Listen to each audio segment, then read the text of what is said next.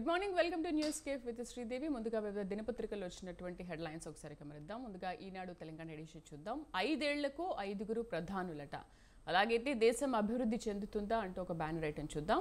ఇండి కూటమిపై ప్రధాని మండిపాటు, దేశం తెలంగాణ అభివృద్ధికి నాది గ్యారంటీ, కాంగ్రెస్ బారాసాలది అవినీతి బంధం, RRR కలెక్షన్లను మించి RRR వసూళ్లు. వేములవాడ, వరంగల్ సభల్లో నరేంద్ర మోదీ ఈ వ్యాఖ్యలు చేశారు. సో 5 ఏళ్ల పాటు అంబానీ ఆదాని విమర్శించిన కాంగ్రెస్ యువరాజు ఇప్పుడు ఎన్నికల వేళ ఎందుకు మాట్లాడడం లేదు, ఏం లావాదేవీలు జరిగాయి, ఎన్ని టెంపోలు డబ్బు చేరింది, బీజేపీ దేశానికి మొదటి ప్రాధాన్యం ఇస్తే బారాసా, కాంగ్రెస్ మాత్రం కుటుంబాలకు మొదటి ప్రాధాన్యం ఇస్తాయి. ఈ రెండు పార్టీలు ఒకే నాణానికి బొమ్మ బొరుసు లాంటివి. తెలంగాణను ఈ రెండు పార్టీల నుంచి కాపాడుకోవాలి అంటూ ప్రధాని నిన్న వేములవాడ దర్శనం అనంతరం అక్కడ ఏర్పాటు చేసిన బహిరంగ సభలో మాట్లాడారు. ఇక వైకాపా ప్రభుత్వానికి కౌంట్ డౌన్ ప్రారంభమైంది. ఆ పార్టీ మాఫియాకు పక్కా ట్రీట్మెంట్ ఇస్తాం. ఏపీ మంత్రులు రౌడీజం చేస్తున్నారు. కలికిరి సభలో ప్రధాని మోదీ వ్యాఖ్యానించారు. రాజధానిలో భారీ వర్షాలకు 14 మంది మృత్యువాత. బాచుపల్లిలో అపార్ట్మెంట్ ప్రహరీ కూలి 7 దుర్మరణం. వేర్వేరు ఘటనల్లో మరో 7 మృతి చెందారు. ఇక ప్రమాదంలో ప్రజాస్వామ్యం, రిజర్వేషన్ల రద్దు, రాజ్యాంగాన్ని మార్చేందుకు మోదీ కుట్ర. ఆర్మూర్, నిజామాబాద్ రోడ్ షోలో ముఖ్యమంత్రి రేవంత్ రెడ్డి. నిన్న నిజామాబాద్ నగరంలోని నెహ్రూ పార్క్ చౌరస్తాలో ఏర్పాటు చేసిన రోడ్ షోలో ముఖ్యమంత్రి రేవంత్ రెడ్డి ఈ వ్యాఖ్యలు చేశారు. ఏబీ వెంకటేశ్వరరావు సస్పెన్షన్ చెల్లదు, తీర్పు వెలువరించిన క్యాట్. ఇక 5 నెలల్లో పరిస్థితులు తారుమారు. కాంగ్రెస్ ఏ వాగ్దానము అమలు చేయలేదు. మోదీ హయాంలో దేశ ప్రతిష్ట దెబ్బతింది. అందరం ఏకమై తెలంగాణను కాపాడుకుందాం. బారాస అధినేత కేసీఆర్ ఈ వ్యాఖ్యలు చేశారు. ఇక ఇది ఈనాడు తెలంగాణ ఎడిషన్. సాక్షి తెలంగాణ ఎడిషన్ చూద్దాం. బీజేపీ మళ్లీ వస్తే హైదరాబాద్ యూటీనే, ఢిల్లీ నుంచి హైదరాబాద్ను పాలించే కుట్ర అమలు చేస్తారు అంటూ డిప్యూటీ సీఎం మల్లు భట్టి విక్రమార్క మాట్లాడుతున్నారు. రిజర్వేషన్ల అమలు బీజేపీకి ఇష్టం లేదు, అందుకే కుల గణనకు ఒప్పుకోవట్లేదు. ఎస్సీ ఎస్టీల రిజర్వేషన్లను తొలగిస్తారు. బీఆర్ఎస్ పని ఇంకా అయిపోయింది, అందుకే కేసీఆర్ దిగజారిపోయి ఇలా మాట్లాడుతున్నారు. కరెంట్ ఉందో లేదో వైర్లను పట్టుకొని చూస్తే అర్థమవుతుందని వ్యాఖ్యానించారు. దక్షిణ భారతీయులు ఆఫ్రికన్లలా కనిపిస్తారు. ఈశాన్య ప్రాంతాల ప్రజలు చైనీయుల్లా ఉంటారు. పశ్చిమ ప్రాంతాల జనం అరబ్బుల్లాగా, ఉత్తరాది ప్రజలు శ్వేత జాతీయుల్లాగా ఉంటారు అంటూ overseas Congress chairman Sam Pitroda ఇలా వివాదాస్పద వ్యాఖ్యలు చేశారు. దీనికి నిన్న వరంగల్లో ఏర్పాటు చేసిన భారీ బహిరంగ సభలో ప్రధాని మోదీ కూడా ఘాటుగా స్పందించారు. ఇక RR ట్యాక్స్ 1000 కోట్లు, సగం రాష్ట్రంలోని 6కు, సగం ఢిల్లీలోని 6కు పంపకం. వేములవాడ, వరంగల్ బీజేపీ సభల్లో ప్రధాని మోదీ ఆరోపణ. RRR సినిమా వసూళ్లను దాటిన కాంగ్రెస్ RR ట్యాక్స్, అమరుల కుటుంబాలకు పెన్షన్, భూమి ఏవి, మహిళల ఖాతాలో నెలకు 2500 అమలు ఏది, ఏడాదికో ప్రధాని అంటూ ఇండియా కూటమిలో ఒప్పందం. అలా అయితే దేశం భవిష్యత్తు ఏం కావాలి? బీఆర్ఎస్ కాంగ్రెస్ రెండూ తోడు దొంగలే. ఓటుకు నోటు, కాళేశ్వరం కేసులో దర్యాప్తు లేకపోవడమే దీనికి నిదర్శనమని వ్యాఖ్యానించారు. ఇక చర్మన్ రంగు నల్లగా ఉన్న వారంతా ఆఫ్రికన్లలా ఉంటారని రాహుల్ ఫ్రెండ్ పిట్రోడా అన్నారు. చర్మన్ రంగును బట్టి యోగ్యత ఉంటుందా అంటూ ధ్వజమెత్తారు. ఇక ప్రతి స్కీమ్లో కొండి తొండి. కాంగ్రెస్ సర్కార్పై మాజీ ముఖ్యమంత్రి కేసీఆర్ ఫైర్ అయ్యారు. హామీల అమల్లో పూర్తిగా కాంగ్రెస్ ప్రభుత్వం విఫలమైంది. అబద్ధాలు చెప్పడం ఆ పార్టీకి పరిపాటిగా మారిందంటూ వ్యాఖ్యానించారు. 2500 ఆర్థిక సాయంపై రాహుల్ కూడా అబద్ధాలు చెప్పారు. ప్రధాని మోదీతో తెలంగాణకు పైసా కూడా లాభం లేదు. కాంగ్రెస్కు ఓటేస్తే బీజేపీకి మేలు జరుగుతుంది. ఈ దేశం, ఈ రాష్ట్రం మనది, అందరం ఏకమై కాపాడుకోవాలి. బీఆర్ఎస్తోనే తెలంగాణ హక్కుల సాధన సాధ్యమవుతుంది. నర్సాపూర్, పటాన్చెరు, దుండిగల్లో ఎన్నికల ప్రచారం నిర్వహించారు. ఎన్నికల ప్రచారంలో మాజీ సీఎం కేసీఆర్ వ్యాఖ్యలు చేశారు. ఇక బీజేపీ గెలిస్తే నియంత పాలనే అంటూ సీఎం రేవంత్ రెడ్డి ఫైర్ అవుతున్నారు.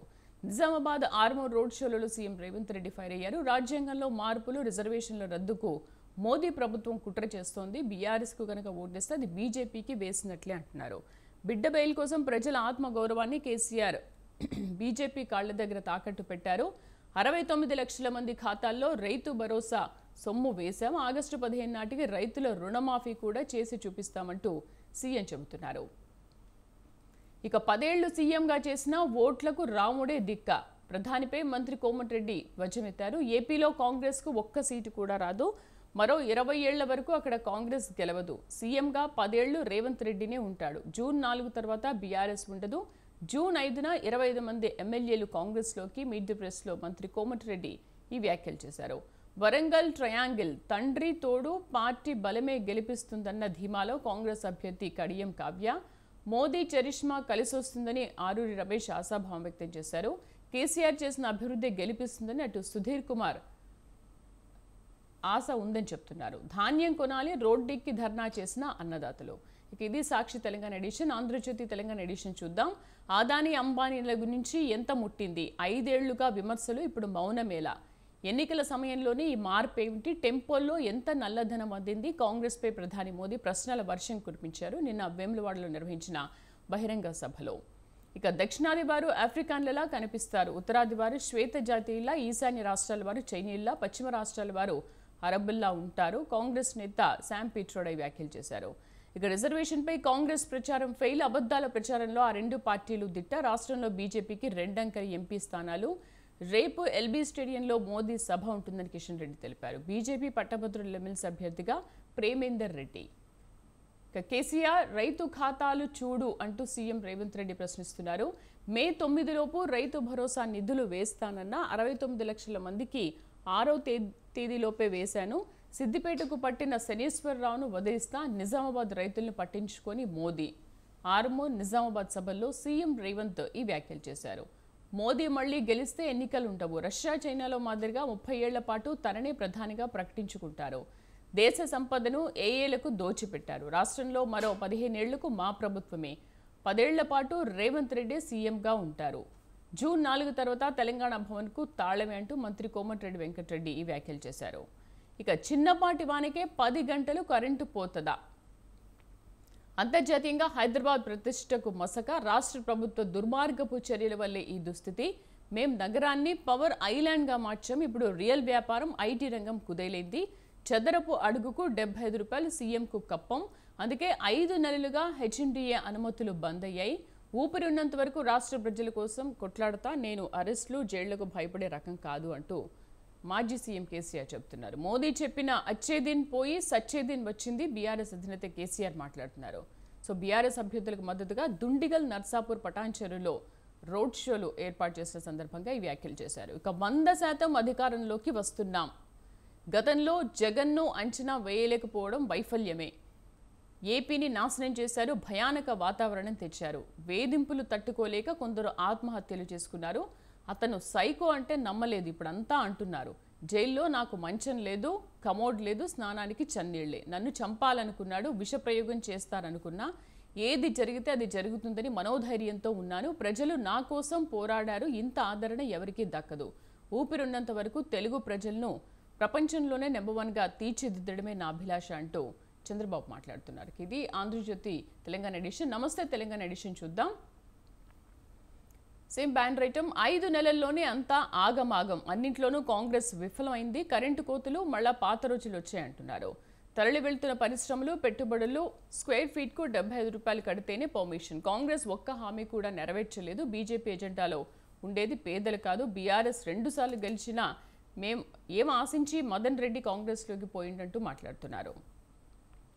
ఇక మా వడ్లు కొనేది ఇంకెప్పుడు, వర్షాలతో కొనుగోలు కేంద్రాల్లో తడిసిన ధాన్యం కొనుగోళ్ల జాప్యంపై అన్నదాతలు కన్నెర్ర చేస్తున్నారు, కాంగ్రెస్ ప్రభుత్వం నిర్లక్ష్యంతోనే మా వడ్లు నీళ్ల పాలు అయ్యాయంటూ ఆవేదన వ్యక్తం చేస్తున్నారు. పలు చోట్ల రోడ్లపైన రైతులందరూ కూడా బైఠాయించి ఆందోళన చేశారు. సర్కారుకు మా ఉసురు తగులుతుంది అంటూ ఒక రైతు లింగయ్య అనే రైతు ప్రభుత్వం మీద తిట్టిపోస్తున్నారు. చీకట్లో చందానగర్ ఏకంగా 24 గంటల పాటు కరెంటు లేక చీకటి, పట్టించుకునే సర్కారు, స్పందించని సిబ్బంది, సబ్స్టేషన్ ముందు ధర్నా చేసిన ప్రజలు. ఇక భారీ వర్షం కురిసినా హైదరాబాద్లో కరెంటు పోలేదు అంటూ మిడ్ ది ప్రెస్లో మంత్రి కోమటిరెడ్డి మాట్లాడుతుంటే, అసలు 10 గంటలు 5 నెలల్లోనే ఇంత ఆగమాగం అయిపోయిందే, ఒక్కసారి వర్షం పడితే ఇంతసేపు ఇన్ని గంటలు కరెంటు పోతుందా అంటూ మాజీ సీఎం కేసీఆర్ ఫైర్ అయ్యారు. వానాకాలం రైతు బంధు లేనట్టే, రైతు బంధ, రైతు భరోసాన స్పష్టత లేదు అంటున్నారు. జూన్లో ప్రారంభం కానున్న వ్యవసాయ పనులు, ఆగస్టులోగా పెట్టుబడి సాయం అందితేనే లాభం, ఏటా ఆగస్టులోనే అందించిన కేసీఆర్ ప్రభుత్వం వానాకాలం రైతు భరోసాకు 12,000 కోట్లు కావాలి, రైతు రుణమాఫీకి 40,000 కోట్లు అవసరం, మరి ఏం చేస్తున్నారు అంటున్నారు. బీఆర్ఎస్కే బీసీలు జై, కలిసొస్తున్న అభ్యర్థుల ఎంపిక, 6 టికెట్లు ఇచ్చిన కేసీఆర్, కాంగ్రెస్ అభ్యర్థుల్లో 3 కేసీఆర్ పరిపాలనలో బాగుపడ్డ బీసీల బతుకులు, చేతి కులవృత్తులకు ఊతం, కాంగ్రెస్ బీజేపీ ఓటు బ్యాంకు రాజకీయాలపై వెనుకబడిన వర్గాలు కన్నెర్ర చేస్తున్నాయి. ఎన్నికల్లో గులాబీలకే మద్దతిస్తున్న బీసీ సంఘాలు అంటున్నాయి. ఇక ఇది all Telangana editions. AP editions ఒకసారి చూద్దాం. వైకాపా ప్రభుత్వానికి కౌంట్ డౌన్ ప్రారంభమైందంటే ఇక్కడ ఒక బ్యానర్ ఐటమ్ చూడొచ్చు. ఆ పార్టీ మాఫియాకు పక్కా ట్రీట్మెంట్ ఇస్తాం, రాష్ట్ర మంత్రులు రౌడీజం చేస్తున్నారు, ఇసుక మాఫియా వల్లే అన్నమయ్య డ్యాం కొట్టుకుపోయింది, ఇంటింటికి మంచినీళ్లు ఇద్దామంటే వైకాపా సహకరించలేదు, ఏపీకి బుల్లెట్ రైలు వద్ద కలికిరి సభలో ప్రధాని నరేంద్ర మోదీ వ్యాఖ్యలు చేశారు. బెజవాడ జనసంద్రం, ప్రధాని చంద్రబాబు పవన్ రోడ్ షోకు పోటెత్తిన ప్రజలు, కూటమి అగ్రనేతలకు అడుగడుగున జన నీరాజనాలు.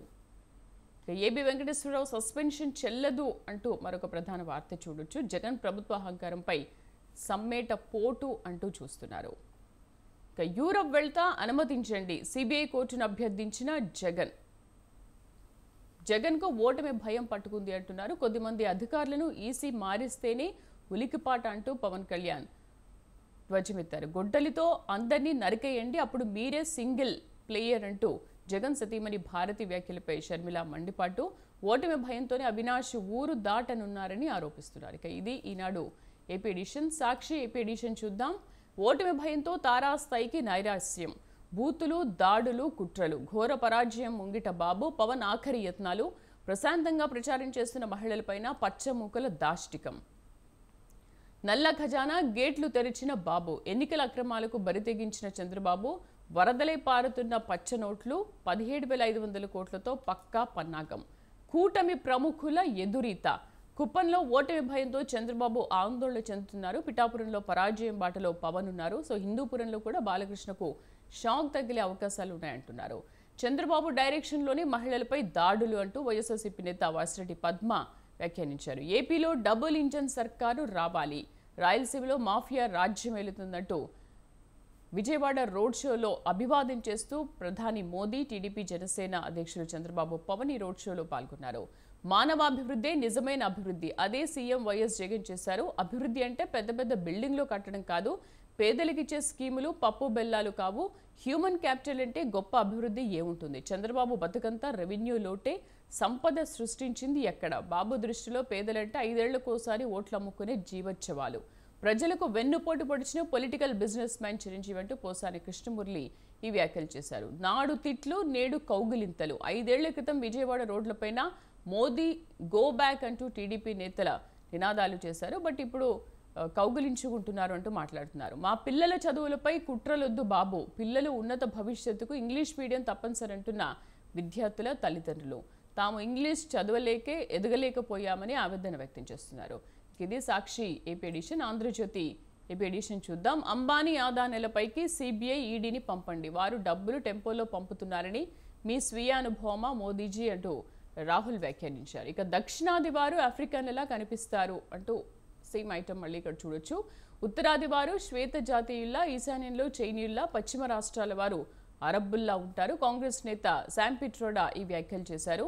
శరీర వర్ణం ఆధారంగా అవమానిస్తే సహించేది లేదు అంటూ ప్రధాని మోదీ ఘాటు వ్యాఖ్యలు చేశారు. పార్టీ పదవికి పిట్రోడా అంతకుముందు రాజీనామా చేశారు. సో ఈ విషయంతో మాకు అసలు ఎటువంటి సంబంధం లేదని కూడా కాంగ్రెస్ అంటుంది. ఎక్స్లో జయరాం రమేష్ ఈ ప్రశ్న లేవనెత్తారు. మోదీపై 6 ఏళ్ల పాటు అనర్హత వేటు వేయాలి, సుప్రీంకోర్టులో రిట్ పిటిషన్ దాఖలు చేశారు.